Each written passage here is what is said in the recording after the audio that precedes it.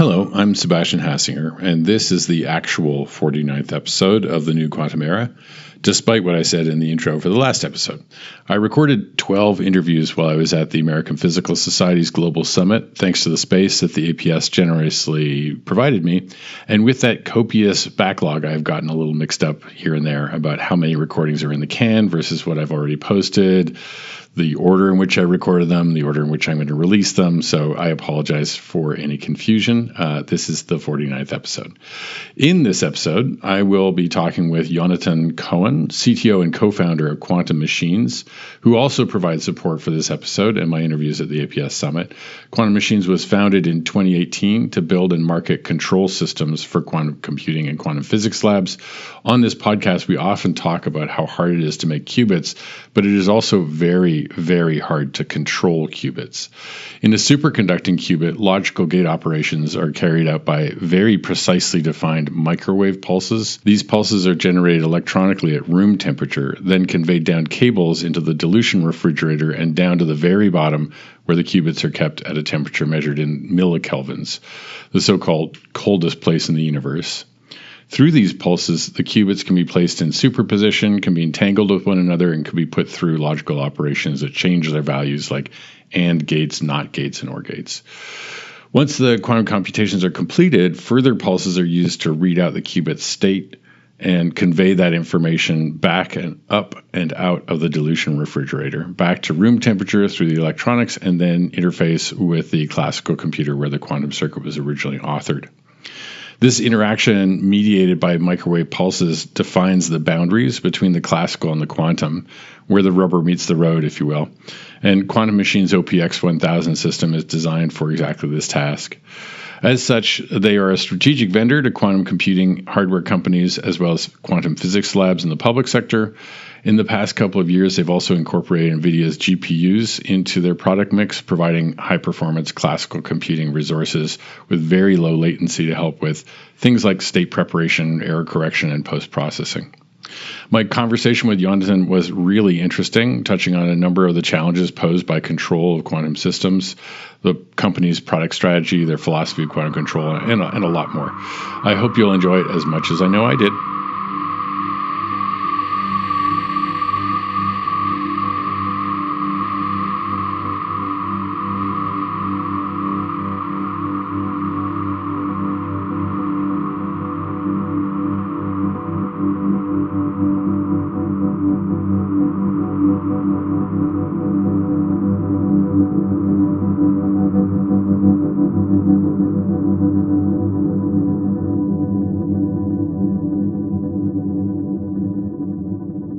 Thanks for joining me, Yonatan. How are you?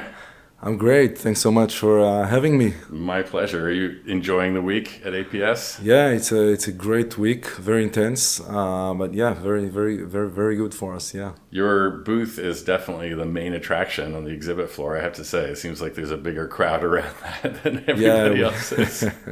Yeah, we went all the way with it this time. We really wanted to kind of show that we are really now thinking very deeply how to scale up control systems for quantum, and with our approach to quantum control, so we kind of launched new branding, and we wanted it to be done right. Yeah, the demos are fantastic. I mean, I caught a few of the demos of the new products and stuff, and one of the things I think, you guys have been doing control systems for physics labs, for physics experiments for a number of years, and you started getting deeper into quantum computing as that field started to emerge and mature. And as you said, you're starting now to focus on scale. Scale is one of the critical challenges of quantum computing. It's not just can you build enough quality qubits, but then can you control that many quality qubits, right? How do you approach that at Quantum Machines? What's your sort of philosophy of control for larger scale systems? Right. So, I mean, you're exactly right. Scaling up the control system is a challenge. For example, I mean, one important thing to understand is that today the control system scales with the number of qubits. Right. So the bigger your quantum computer is, the bigger your control system is, and it's not like that with every part of the quantum computer. Right. So it means a lot. Like, for example, even just the cost of the control system now becomes a big chunk of the entire total cost of the quantum computer. So that's one thing, for example. Our approach, so I can divide it to two parts. First is, how do you scale up the hardware? Particularly, how do you make it more compact? Mm-hmm. Okay, how do you make it? How do you reduce the power consumption per qubit? And how do you lower also the price of control per qubit? Because as we said, the control system scales with the number of qubits. Right. So this is the main challenge. While at the same time, you need to also preserve or actually even improve the analog specification of the hardware, because this is the hardware that drives the quantum processor with analog signals. So the signals have to be very, very accurate, and so doing that while you're pushing the hardware to be denser and lower cost, lower power, that's a big challenge. So that's one kind of pillar that we're putting a lot of resources and effort and thinking on. And the other big thing is on the digital side of the system. How do you scale up the control orchestration of the control system? And that has to do a lot with integrating quantum and classical. Right. Okay, and that was kind of traditionally our claim to fame. That's where we started from. We were the first to bring classical compute engines into the heart of the quantum controller with our OPX system. And so bringing classical compute as close to the qubits as possible. Right. And now we're taking the next steps. As you scale this up, you need to scale the classical compute power that you put close to the qubit. And for example, our work with DGX Quantum with NVIDIA is all about that. Right. So DGX Quantum is another control device you're adding to the OPX 1000 device, right? It's compatible with OPX? It's basically a tight integration between the OPX 1000 and the NVIDIA Grace Hopper platform. Right. So it's a ultra low latency link between the two, okay? So as I mentioned, we already brought into the OPX 1000 classical compute engines, but there's a limitation to the compute power that we can put that close to the qubit. So now we're taking the extra layer. Right. But still, we need very low latency linked to the GPU and CPU. Right. And so that's what we developed for DGX Quantum. And together, OPX 1000 and the Grace Hopper and the link between them, we call the DGX Quantum. Got it. Okay. And that Grace Hopper, that's a lot of compute power. You talked about analog controls. Is that primarily that GPU? Is that primarily involved in making sure that the analog controls of that qubit are as accurate as possible, or what does it add to the analog control? Yeah, so we have a few use cases, but I'll mention the probably two most important use cases for DGX Quantum. What is the GPU or CPU are doing? So one thing, as you talked about, is basically shaping those pulses, and that's what we call calibration. So there's a lot of work today on how to speed up calibrations. Again, as you scale up quantum computers, you need to calibrate. So even for 50 or 100 qubit quantum computers today, you need to spend an hour every 24 hours just calibrating them. Right? At hardware R&D labs building quantum systems, there's a team that does calibration. Yes, and that's a full-time job for a whole bunch of very qualified, trained people. So if you can use a GPU to take some of the time out of that and automate some of that, it's fantastic. Yes, exactly. And even after you ran even after you develop those calibrations, just running them takes a long time, right? And there is so again, by lowering the latency between classical and quantum, you can do that, okay? And moreover, now there are a lot of works on how can we improve and also accelerate those calibrations and optimization of the quantum computers with neural networks. Right. So then you take the data, you run something on your QPU from the controller. You take the data from the controller, you send it to the GPU, and then you run a neural network there that gives you new parameters for your either pulses or, by the way, also your quantum circuits. Right. So this goes all the way also to applications like hybrid, variation algorithms and things like that. And the other pillar for DGX Quantum, or the other big use case for it, is quantum error correction. Right. So there again, you need to take data in real time during the quantum algorithm itself. Actually, send it to the decoder, and that decoder needs to crunch all the numbers. So you need a lot of processing power, as you said. It feels like that is the most critical overhead to minimize, is that mid-circuit measurement, and look for error syndromes, correct the error syndromes, and feed that forward. If you take too long in doing that, it doesn't matter that you're running on a quantum computer at all, right? Yeah, it's just going to completely eliminate any kind of advantage. Exactly. So there's a very stringent requirements for the latency, and also, by the way, the bandwidth. And then the amount of classical compute power that you need to crunch all these numbers for the decoding. Yeah. Right. And so, okay, so let's take the first one first. I mean, I think it's interesting, as you said, the calibration, the bring up, I can see the value of sort of computational horsepower to help with that, to automate it, to accelerate it. But then what's really intriguing is training a machine learning model on the behavior of the qubits. Qubits are very idiosyncratic. Even on one chip, they all have different behavior. On a different day, they might have different behavior. Yes. So it does feel like a really powerful use case for machine learning models to help with that, determine the patterns that are maybe too subtle for us to see or too variable for us to be able to manually track and compensate for. So that seems like an extremely powerful sort of, if I can use the phrase that I think that paper that came out, looking at the date at it right now, it's the AI for Quantum paper, right? That was sort of a survey paper of use cases for AI for quantum. And this one seems sort of like the foundational one to me. If you can get better qubit control through the application of machine learning, hopefully we accelerate the pace to getting to that productive quantum computer, right? Yeah, that's exactly right. And to me, that's sort of like the next big step in calibrations and optimizations of a quantum computer, to use AI exactly to predict better the parameters of your quantum system.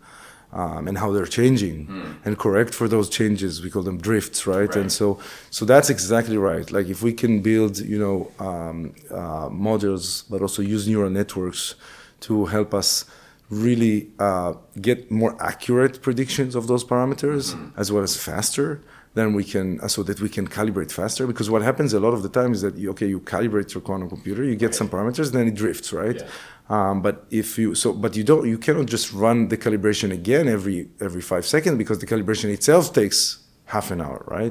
But if you reduce the time of the calibration to now take, a fraction of a second, then you can do much more frequent calibration. You could potentially do it even between circuits you run. Exactly. And that's something that we've been pushing now for a while. And I think that using, this DGX Quantum platform and AI could really impact that. Yes. And I guess, we're talking about qubit control, but systems are being designed now with tunable coupling and all sorts of other elements of the system that have analog interactions with the control system. So I guess that machine learning could be applied across all of those elements of the system, right? Yes, that could be applied. So the way we think about it, we have a model of the quantum system, the quantum processor, but we cannot get a really super accurate model of the quantum processor. We try our best to get a model, and then this model has parameters, and we try to fit to these parameters by a sequence of experiments. This is what we call the calibration graph or the calibration workflow, and each kind of node in this graph extract one parameter of the model of the system. But at the end of the day, we don't even know all the parameters. Okay, so that's where you can get extra power from these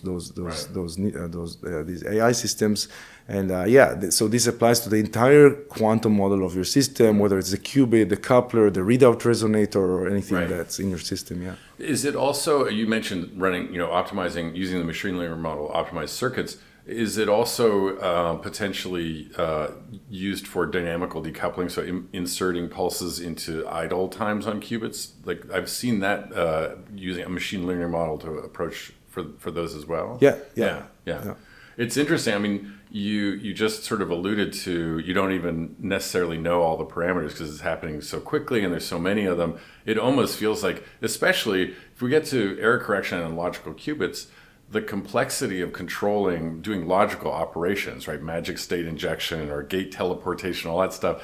It feels like that's going to become even more of a black box interaction between the Grace Hopper, the GPX, or the GPX and the QPUs, right? That may end up being an incredibly complex sort of real-time set of interactions. Yeah, I think so. I think that as we progress, I think that it's they're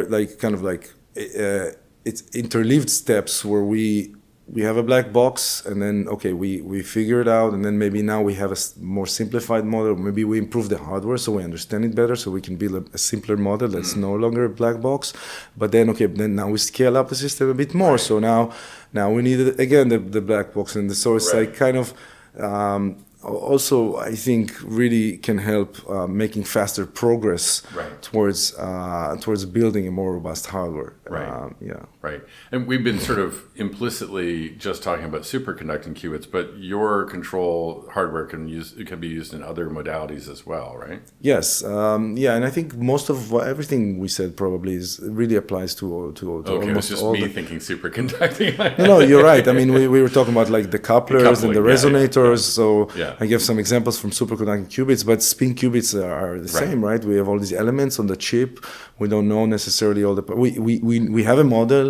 Maybe the model is not super accurate, and the same for NV centers, atoms, ions. So it's fascinating. It's a really interesting position to be in as a vendor in the supply chain, that you can supply this stack that is so critical to the performance of the end system, and have visibility across all of these different modalities. So like you're kind of in the catbird seat, so to say, right? Do you have a favorite modality yourself? No, you love all your children. And even if I had, I wouldn't have never said it right now. But no, I didn't ask favorite vendor, just favorite modality. But I understand. Yeah. No, I mean, actually, it's really interesting. I mean. We work with all of these different modalities, and we see the pros and cons that each of them has.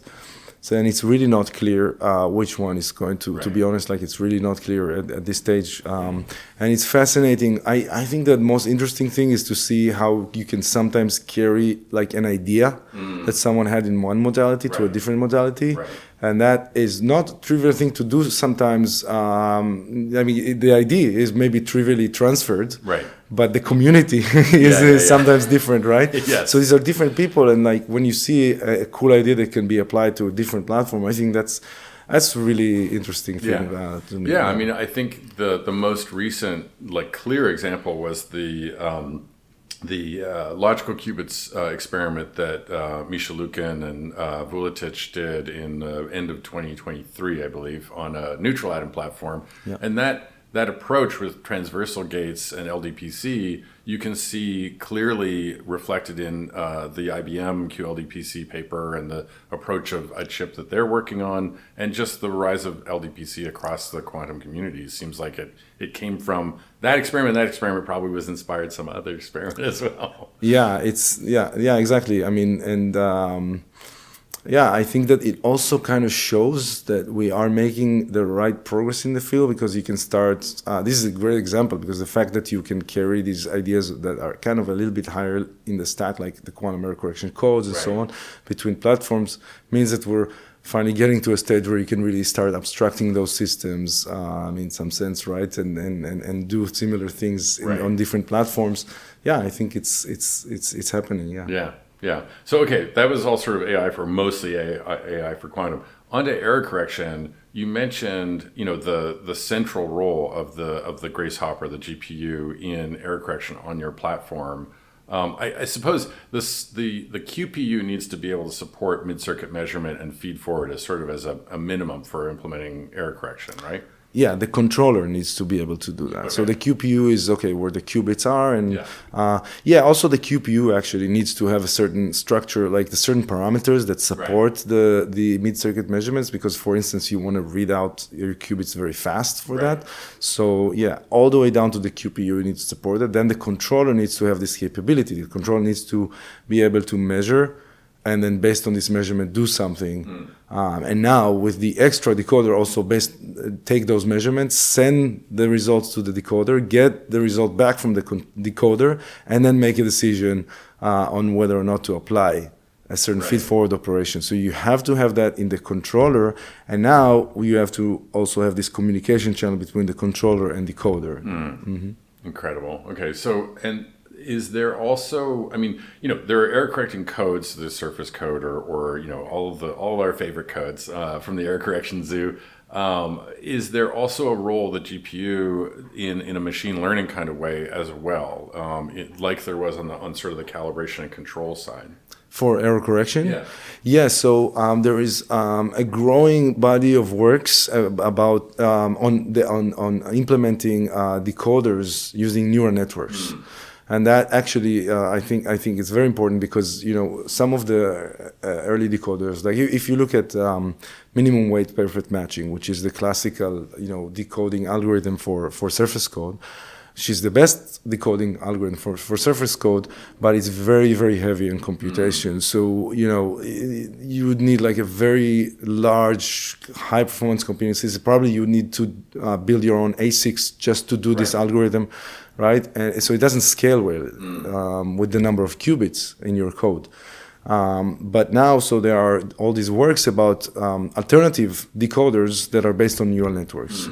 And those potentially could give you faster decoding time or less computational power for a given decoding task. And this is So this is naively, is it a matter of the neural net recognizing patterns within the error correction code and sort of pattern matching and saying, I've seen this before, I can decode it to this without actually doing the exact calculations?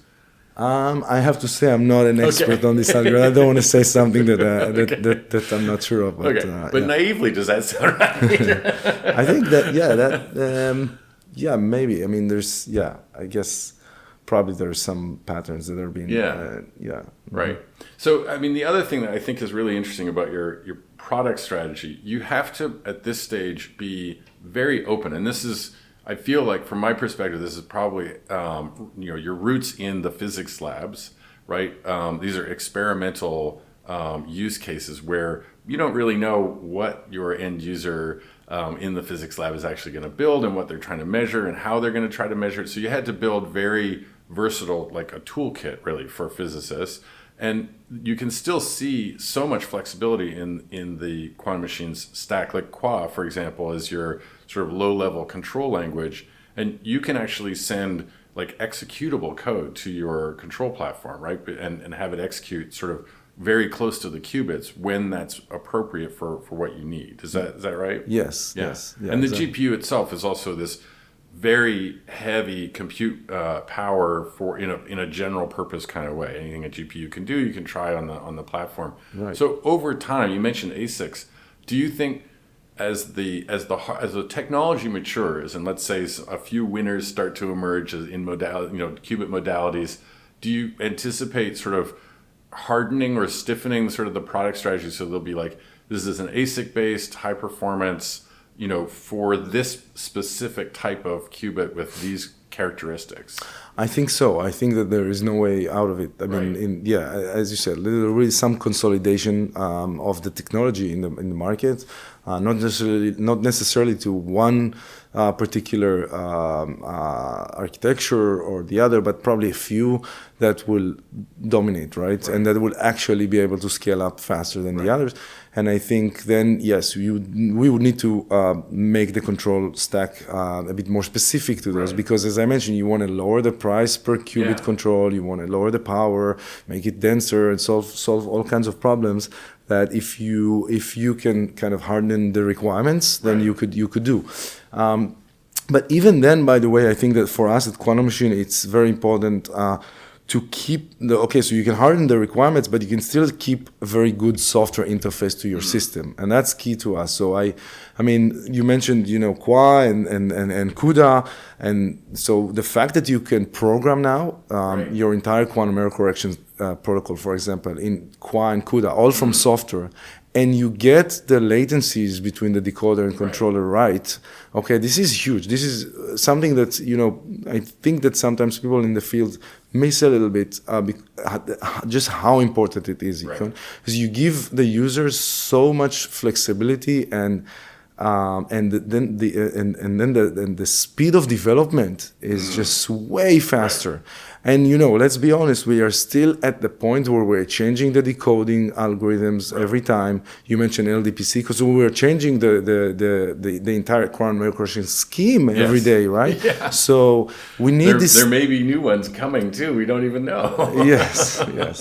So I think that before you go ahead and make an ASIC with a specific decoder, for example, then once you define it, you cannot go back, right? And you need another ASIC. So the fact that you can do it all from software, at least at this stage of the game, is big. And then later on we will have to make things more specific as things consolidate. Yeah, and Quantum Machines also built and operates the Israeli Quantum Computing Center, right? Right. That in that center, you're providing access to Israeli researchers and others to devices that are either from vendors, but you also built your own with a chip from Quantware and your own stack, your own control stack, right? So you've essentially built a research device for that constituency. So that's the Israeli quantum computing team has done that. We sort of run it almost like a separate company.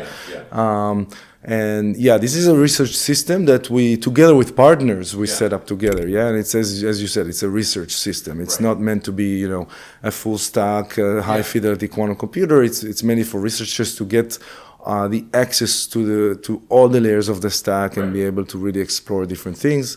And we give access to the community both in Israel but also to everyone internationally. So. I just imagine that kind of, and I understand it's its own organization. It needs to be run, as an entity unto itself. That being so close to the Quantum Machines sort of product team and the business itself must give you so much direct sort of insight into how the researchers are interacting with the devices and with your control stack. Oh yeah, a lot of what I think, a lot of the product definition came out of the true understanding of how our customers are using these products. So in the early years when we didn't have the IQCC, we would just work very closely. We still work very closely with our customers, and most of the inputs to the product come from that.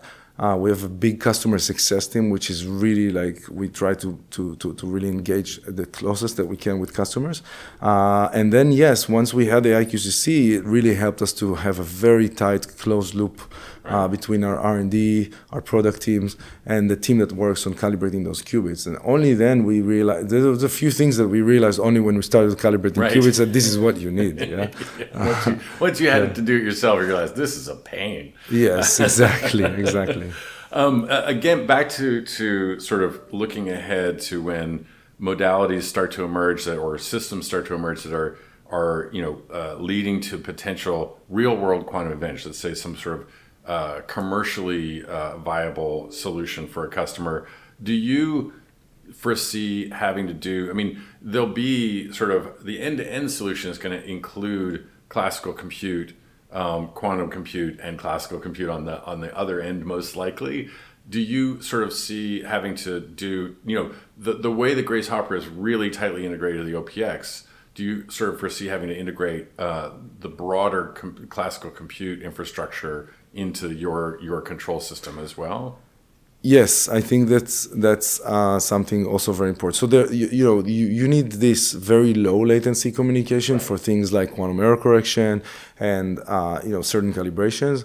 But I believe we also need to integrate into the entire kind of data center network or HPC network, the more general network, not this really low latency one, so that you can start running very large quantum classical workflows on the entire thing. And this, again, also it has two stages. The stage where this is done for optimizing quantum and scaling up quantum computers. But hopefully there is a smooth transition from this to now we have this data center with the QPU integrated, and the QPU starts giving us extra computational power, which is what we're all hoping for. Yes. I mean, it's interesting in and of itself, but yes, I hope there's extra computational power in the future.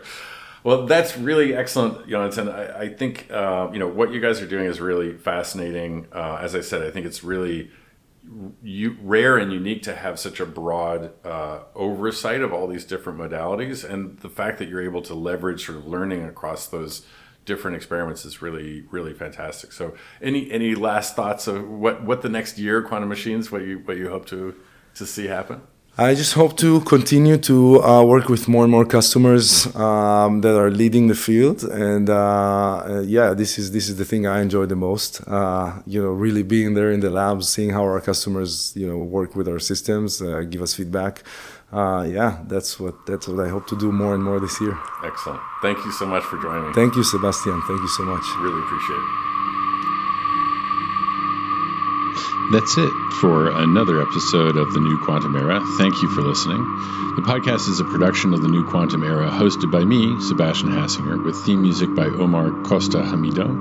You can find past episodes on www.newquantumera.com or on Blue Sky at newquantumera.com. Thanks again to support from the APS and Quantum Machines for this episode, and thanks, of course, to Yonatan for a really enjoyable conversation. If you enjoy the podcast, please subscribe and tell your quantum curious friends to give it a listen.